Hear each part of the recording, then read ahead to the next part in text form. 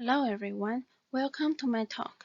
I'm Chaoyun Li. I would like to present the paper, A Framework for Automated Abstraction Class Detection for Event Abstraction.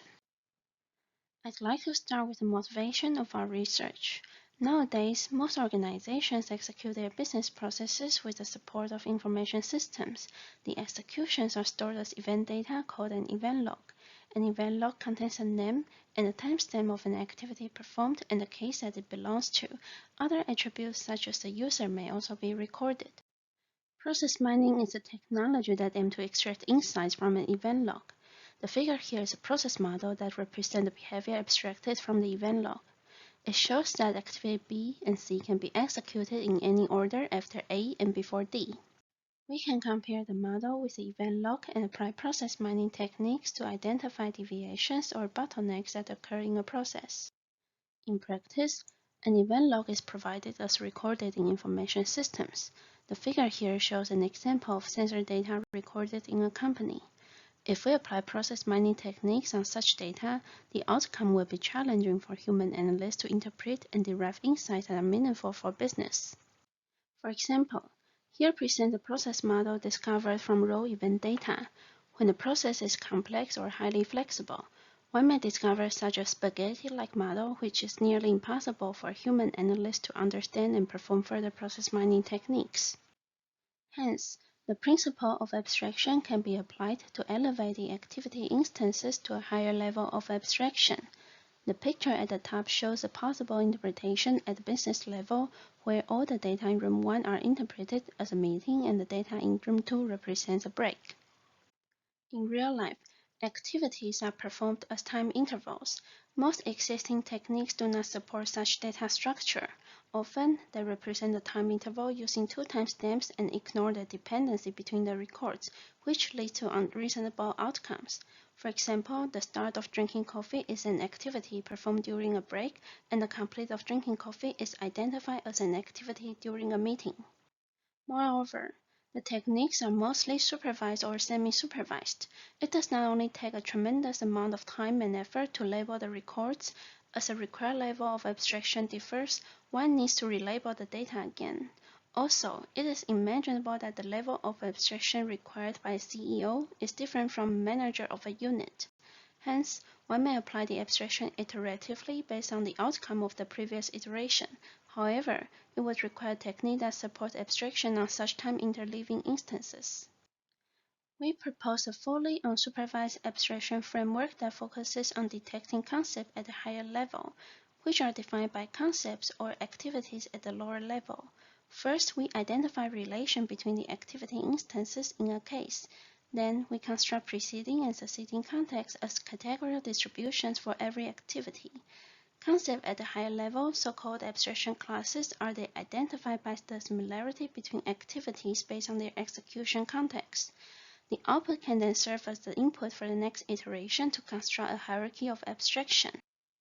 Here's an event log as a toy example that we use throughout the talk. Every row represents an activity instance. For example, an activity instance of baked pizza is performed by Sarah in case 1. For instant execution like payment, the start and the complete timestamp are the same. The activity instances here are partially ordered based on their timestamps. The figures here visualize the relation between activity instances in a case, where every arrow presents the order of the activity instances based on the timestamps. The solid lines represent the minimum relation in a case. First, we select preceding and succeeding instances of every activity instance. We define two functions to select the surrounding instances. The distance-based selector selects the preceding and the succeeding instances based on the length of a path in a case. In this example, we select all the surrounding instances if there exists a path from the activity instance to confirm payment within length of 2 in this case. With this function, we select receive order and pay in cash as the preceding instances of confirm payment in case 1.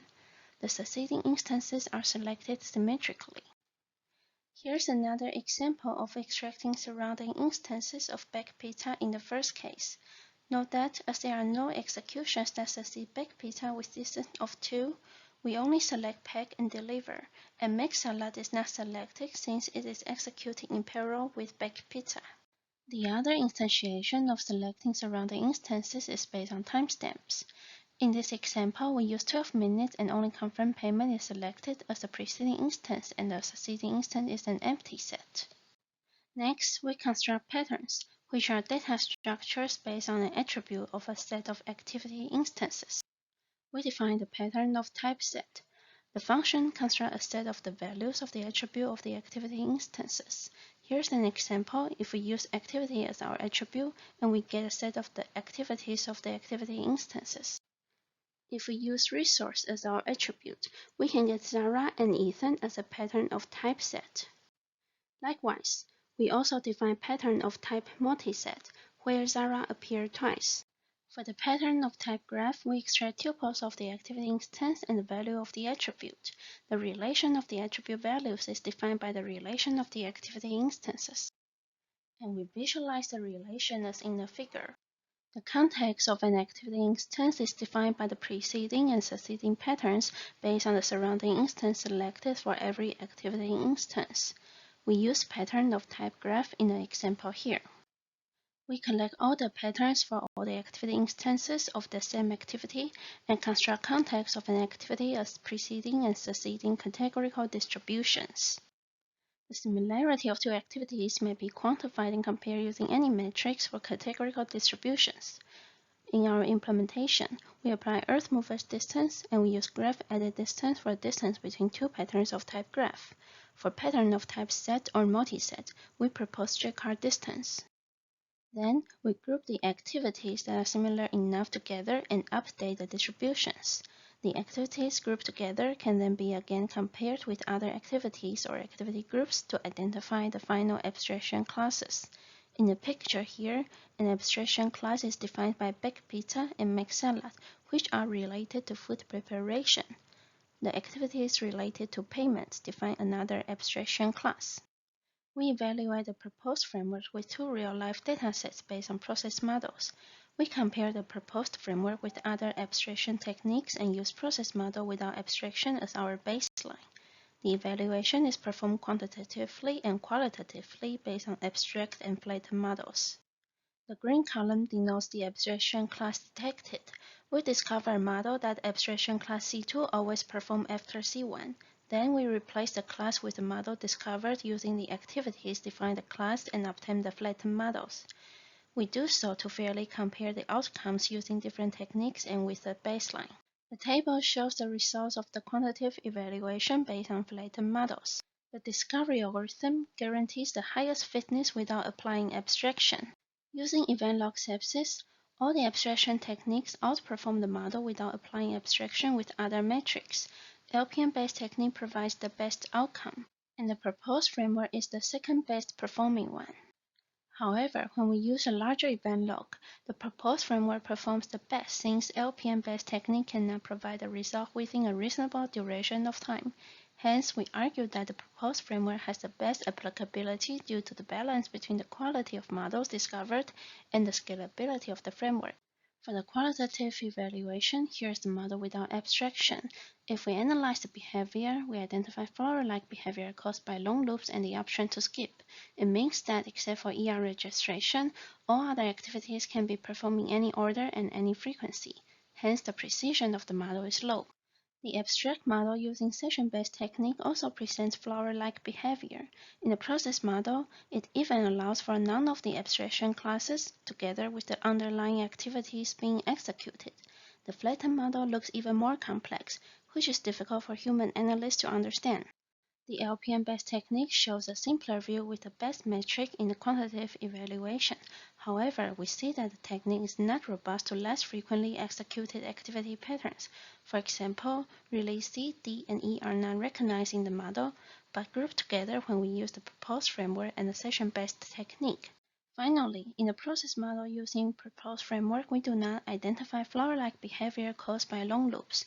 Also, all the activities are presented in the models. Therefore, we argue that the proposed framework is not only robust to less frequently performed activities and also provide a more precise model, which is also reflected in the quantitative evaluation. In this work, We propose a fully unsupervised event abstraction framework for partially ordered event data. We propose various functions to define the context of an activity and quantify the similarity based on their execution context.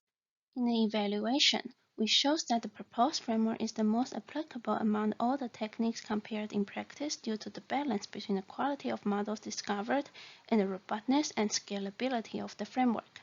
For future work, we would like to further investigate and compare various instantiations in each step to identify the best configurations to discover a better process model.